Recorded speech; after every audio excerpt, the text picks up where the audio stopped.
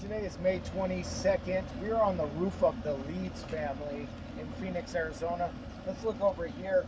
We've submitted supplements regarding this slope. When we exposed this slope, which is the west-facing slope, we were able to reveal that it's on a tongue and groove system. We opened the front slope over here, and we saw more of the same, that it was on a tongue and groove system.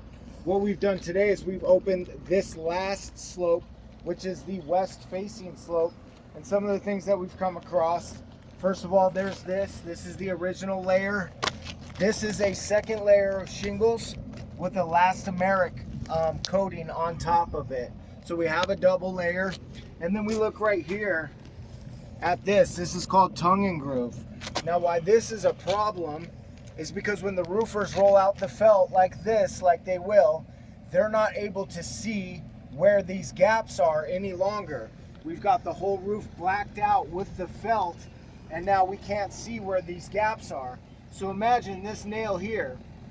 If this nail was just a bit lower, what would happen is this would shoot through, it would puncture this tongue and groove, which is only 1/8 of an inch thick. This is the tongue. These should be butted up tightly to each other so this tongue is not exposed.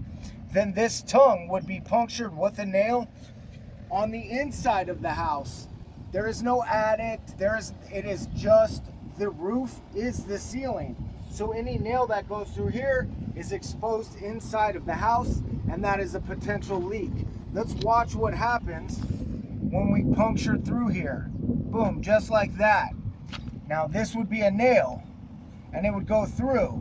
Nobody would ever know the difference because it would be through a shingle, just like this. It would be through a shingle.